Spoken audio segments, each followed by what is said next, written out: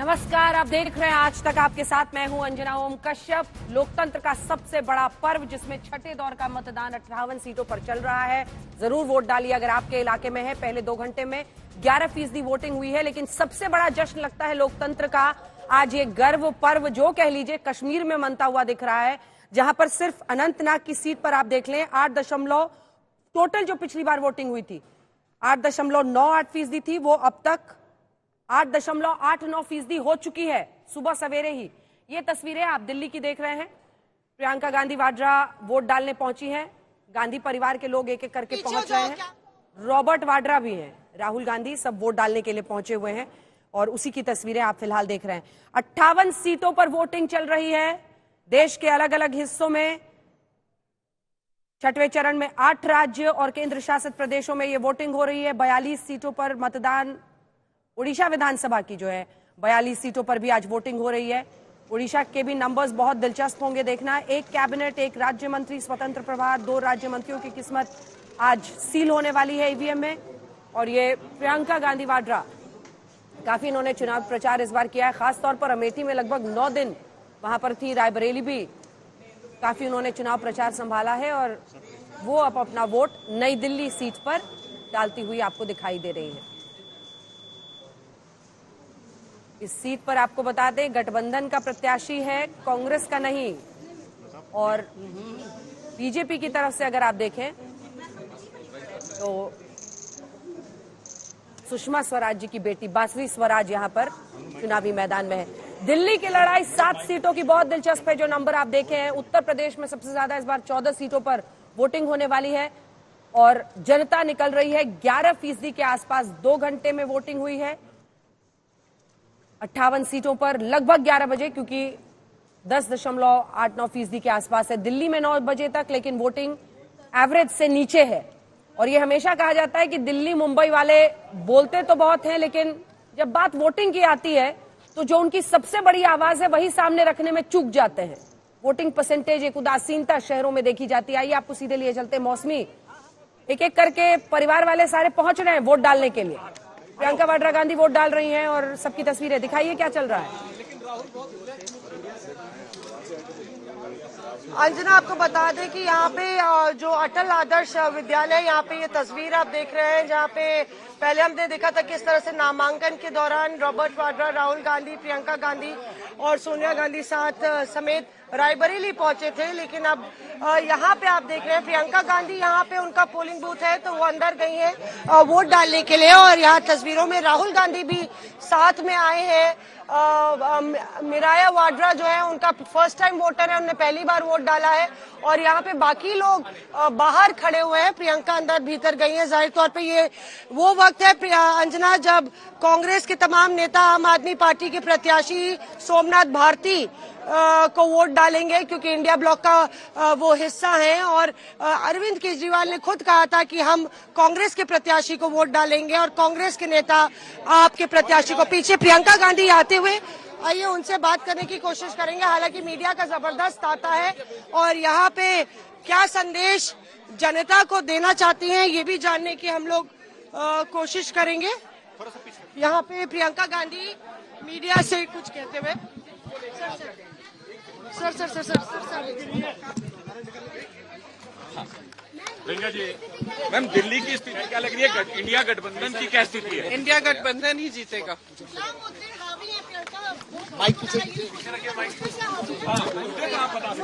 आपकी बेटी भी पहली बार वोट डाल के गई है। जी। महंगाई और बेरोजगारी सबसे बड़े मुद्दे हैं, सबसे बड़े मुद्दे हैं सबके लिए। और सब चाहते हैं कि ये चुनाव उन्हीं अपने ही मुद्दों पर लड़ा जाए, सब चाह रहे हैं।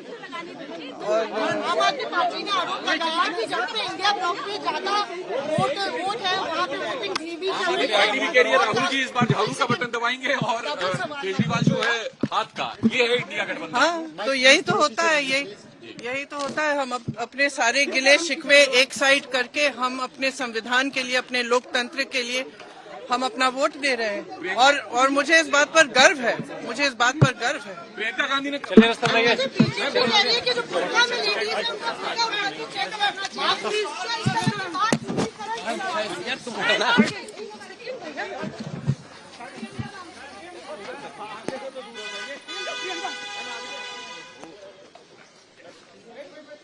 तो जब उनसे ये सवाल पूछा गया कि देखिए कांग्रेस वाले अब आम आदमी पार्टी के लिए वोट डालेंगे अपना और आम आदमी पार्टी वाले कांग्रेस के लिए, उन्होंने कहा कि यही है गठबंधन, हमने अपने मतभेद भुलाकर एक साथ लड़ने का फैसला किया है और नई दिल्ली सीट पर यही बात सही साबित हो रही है। जैसा कि हम आपको पहले राहुल गांधी और प्रियंका गांधी नजर आ रहे हैं।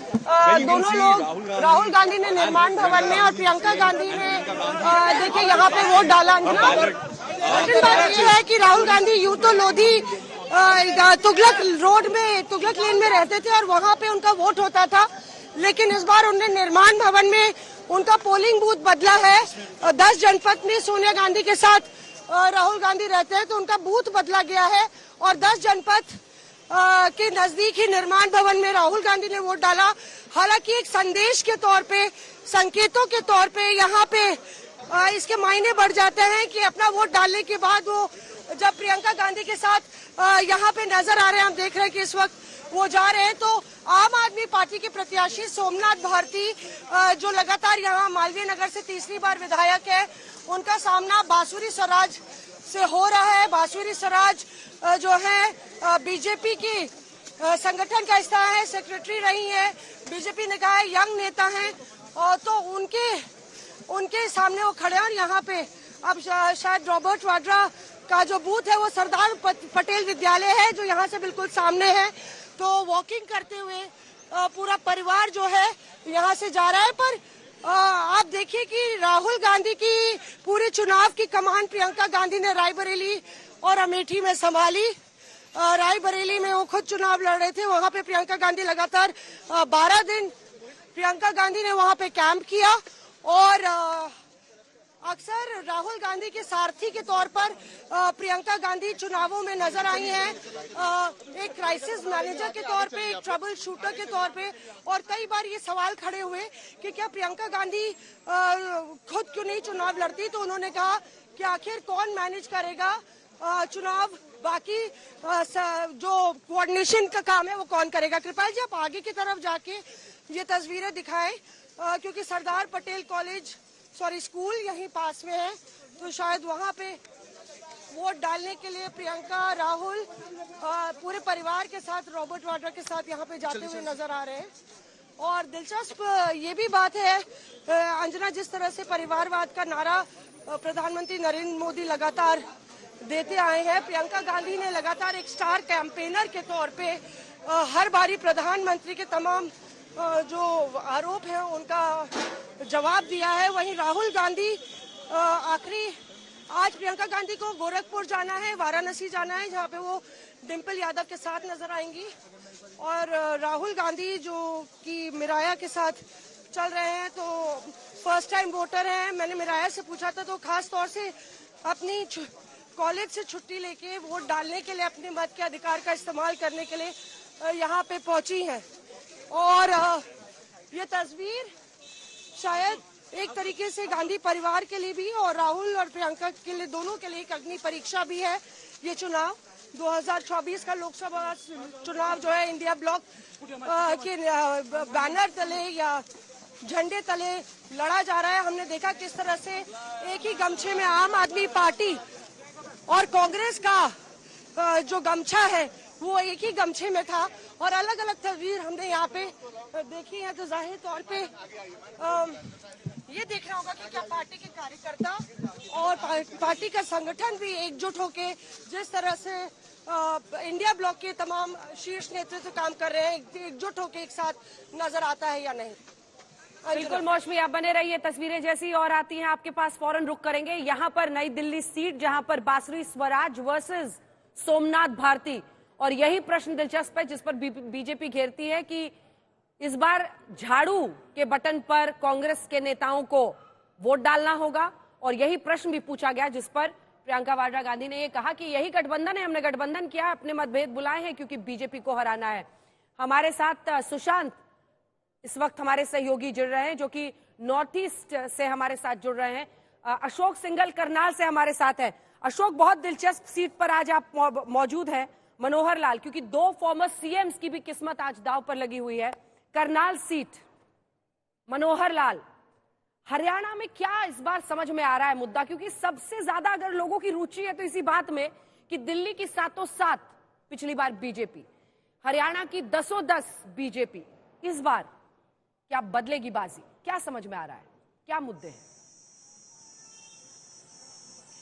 देखिए अंजना, बिल्कुल सुबह मनोहर लाल खट्टर से जब मैंने बात की थी तो वो इस बार भी दावा कर रहे हैं कि 10 की 10 सीटें हरियाणा से, जो मोदी 400 पार का नारा है और 370 बीजेपी का नारा है, उसमें 10 की 10 सीटें यहां से हम जितवा करके भेजेंगे। लेकिन वो उनका दावा है। लेकिन इस बार कांग्रेस भी दावा कर रही है कि बीजेपी का सफाया हो जाएगा, 10 की 10 सीटें आएंगी। असली बात यह कि मनोहर लाल खट्टर का ये पहला चुनाव है लोकसभा का।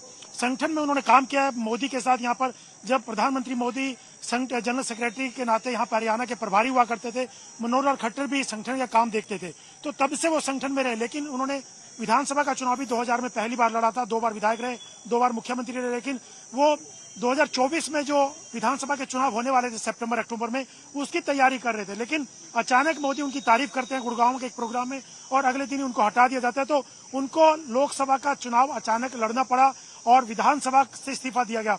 और जो नायब सिंह सैनी है, जिनको उनकी जगह मुख्यमंत्री बनाया गया था, वो करनाल से, जहां से खट्टर विधायक रहे, उन्हीं से वहां से नायब सिंह सैनी को उम्मीदवार बनाया गया बाई इलेक्शन के लिए। तो ये बड़ी इंटरेस्टिंग सीट है अंजना। हालांकि कांग्रेस 11 बार यहाँ से चुनाव जीत चुकी है। 1952 के बाद से कांग्रेस की सीट रही अगर देखा जाए। लेकिन बीजेपी भी 4 बार यहाँ से जीत चुके हैं। 2 बार आईडी स्वामी वाजपेयी गवर्नमेंट में 2 बार सांसद बने, मंत्री भी रहे एमओएस। लेकिन 2014 में अश्विनी चोपड़ा जो कि जर्नलिस्ट थे, वो पहली बार जीते यहाँ पे बीजेपी की सीट पर। उसके बाद संजय भाटिया 2019 में वो सेकंड लार्जेस्ट मार्जिन से पूरे देश के अंदर करीब 7 लाख वोटों से करनाल सीट से जीते थे। लेकिन अब मनोहर लाल खट्टर यहाँ से लड़ रहे हैं क्योंकि पंजाब बहुल ये इलाका है, पंजाबी बहुल। यहाँ पर पंजाबी समुदाय के ज्यादा लोग हैं, फिर जाट हैं, फिर उसके बाद ब्राह्मण है। लेकिन खास बात ये रही अंजना, 2014 से पहले यहाँ पर ब्राह्मण कैंडिडेट, ब्राह्मण चेहरा हुआ करता। जितने भी सांसद अधिकतर बने यहाँ पर वो ब्राह्मण समुदाय से आते थे। लेकिन 14 के बाद से मोदी लहर में यहाँ पर पंजाबी कैंडिडेट उतारे गए थे। और खट्टर को मार्जिन की बात कर रहे हैं, वो हारने और जीतने की बात नहीं कर रहे हैं मनोहर लाल। उनका कहना है कि मैं यहाँ से विधायक रहा हूँ करनाल से, 2 बार मुख्यमंत्री के नाते मैंने बहुत काम किया है पूरे हरियाणा में किया, लेकिन करनाल में खास तौर से। और जहां तक हरियाणा की बात है, रोहतक में खुद भूपेंद्र सिंह हुड्डा के बेटे दीपेंद्र हुड्डा लड़ रहे हैं। तो और कुमारी शैलजा जो कि स्टेट प्रेसिडेंट रही है, मंत्री भी रही है सेंटर में, वो सिरसा से चुनाव लड़ रही हैं। और उन्हीं के सामने अशोक तंवर जो कि कांग्रेस में प्रदेश अध्यक्ष हुआ करते थे कांग्रेस के, वो उनके सामने बीजेपी के उम्मीदवार। इस बार काफी कई जगह पे मुकाबला है, खुद बीजेपी के नेता भी मानते हैं, चाहे वो सरसा सीट हो रही है, चाहे वो अशोक, क्योंकि वहां पर नवीन जिंदल के सामने सुशील गुप्ता आम आदमी पार्टी के कैंडिडेट है। सीट शेयरिंग इन दोनों राज्यों में हुई है, क्या इस वजह से बाजी बदल सकती है? इसी पर लोगों की नजर है। एक बार जल्दी से चलते हैं सुशांत, मनोज तिवारी वर्सेस कन्हैया कुमार, सबसे दिलचस्प सीट पर आप मौजूद है नॉर्थ ईस्ट दिल्ली की, और इस सीट पर एक से बढ़कर एक प्रचार अभियान चले, जिसमें रिंकिया के पापा को हराना है, फिर रिंकिया के पापा मनोज तिवारी कूदे। पहुंचेंगे मनोज वहां वोट डालने कुछ देर में?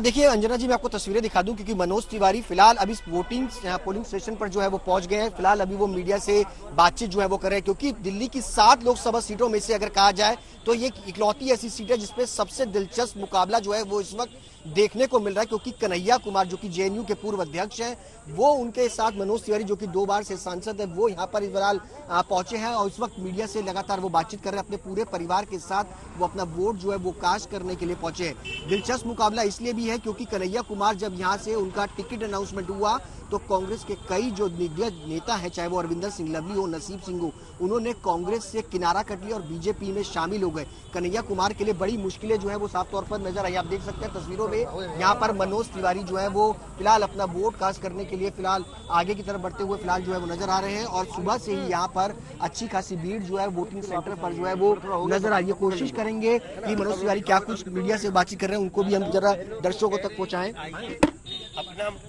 प्रमाण पत्र मतदाता लेके आइए, जैसे मैं लेके चल रहा हूँ। अब ये फोटो है तो जब तक मेरा चेहरा नहीं दिखेगा तो पहचानेंगे कैसे? अभी एक जगह शिकायत आई कि कोई पुरुष जो है महिला के वेश में जाकर के वोट डालने के लिए खड़ा था, जैसे ही मांगा गया वो भाग खड़ा हुआ। तो ऐसे लोगों को गड़बड़ी जो करें उसको रोकना चाहिए। बाकी तो माताएं बहनें आए और देश का हित किसमें है अपना मतदान करें। देश का हित नरेंद्र मोदी। सर, एलजी साहब ने ट्वीट करके कहा है कि केजरीवाल लगातार रो रहे हैं, जहां जाते हैं रोते हैं। वो ट्वीट उन्होंने केजरीवाल ने इस पर किया था, आतिशी ने ट्वीट किया था, जिस पर ये कहा गया था आतिशी की तरफ से कि इंडिया ब्लॉक के लोगों को वोट डालने से रोका जाएगा। इस पर जब केजरीवाल ने ट्वीट किया तो एलजी साहब ने जवाब दिया कि केजरीवाल रोते हैं जहाँ जाते हैं। इस पर आपकी क्या प्रतिक्रिया है? देखिए, चूंकि वो उनको जनता ने भी प्रेम नहीं दिया, जनता कह रही है ये तो 2 जून को वापस तिहाड़ में जाने वाले हैं, ये तो भ्रष्टाचारी हैं, माथे पे लिख दिया है सुप्रीम कोर्ट ने। तो फ्रस्ट्रेशन में हैं, हार रहे हैं वो लोग चुनाव, जो इंडी गठबंधन के लोग हैं, और लोग गुस्से में कि तुमने कैसे देश के टुकड़े टुकड़े करने वालों को ला दिया। तो ऐसे लोग अपनी हार को सामने देख के रोने पे उतारो। जी, मोदी जी ने अपने इंटरव्यू में केजरीवाल को साल चल रहा था, मुकाबला है इस वक्त क्या कहना चाहेंगे? कन्हैया से सीधा मुकाबला है आपका। देखिए, कोई नहीं है टक्कर में और कोई नहीं है चक्कर में, इसलिए देश हित में नरेंद्र मोदी जी को प्रधानमंत्री बनाने के लिए आज वोट हो रहा है और कोई अपना वोट खराब नहीं करेगा। सर, मोदी जी ने अपनी रिसेंट इंटरव्यू में अभी फिलहाल मनोज तिवारी जो कि अपना वोट कास्ट करने के लिए फिलहाल पोलिंग स्टेशन पर पहुंचते हुए अपने पूरे परिवार के साथ जो है वो नजर आ रहे हैं। उनकी जो पत्नी है वो भी उनके साथ यहाँ पर फिलहाल मौजूद है और लगातार हमला सीधे तौर पर कन्हैया कुमार पर और सीधे अगर कहा जाए तो राष्ट्रवाद के मुद्दे पर प्रधानमंत्री नरेंद्र मोदी के कामकाज को लेकर के मनोज तिवारी इस पूरे चुनाव के दौरान जो है वो अपना वोट जो है वो लोगों से अपील करते हुए नजर आए थे। हालांकि कन्हैया कुमार इस पूरे चुनाव के अंदर जो है जो लोकल मुद्दे हैं, लोकल इश्यूज हैं, उन पर वोट मांगते हुए नजर आए थे और इस पूरे चुनाव में देखा जाए कन्हैया कुमार की खिलाफत भी जो है वो साफ तौर पर देखने को मिली थी। किस तरीके से कांग्रेस के कई नेता, चाहे वो संदीप दीक्षित हो, चाहे वो रविंदर सिंह लवली हो, तमाम जो नेता थे वो कन्हैया कुमार का विरोध करते हुए फिलहाल जो है वो नजर आए थे। आप तस्वीरों में देख सकते हैं कि मनोज तिवारी फिलहाल अंदर की तरफ जाते हुए अपना वोट कास्ट करने के लिए जो है वो पहुंच रहे हैं इस पोलिंग स्टेशन पर और ये तस्वीरें सीधे मनोज तिवारी की और सीधा हमला कन्हैया कुमार पर और इसके साथ साथ मनोज तिवारी ने अरविंद केजरीवाल पर भी निशाना साधा कि हर बार जब चुनाव आते हैं तो इस तरीके से दिलचस्प है। सुशांत, बने रहिए आप। मनोज तिवारी से बातचीत भी आपने कर ली, सही वक्त पर बाजी मार ली, वहाँ वोट डालने के लिए पहुंचे थे। देखना होगा जय श्री राम ज्यादा बार बोले मनोज तिवारी या टुकड़े टुकड़े गैंग, बीते दिनों यही शब्द उनके मुंह से निकलता है। मौसमी, वहाँ क्या चल रहा है? कुछ खबर आ रही है कि सब वहां पर वोट डालने के बाद ठहर गए हैं, क्या हो रहा है?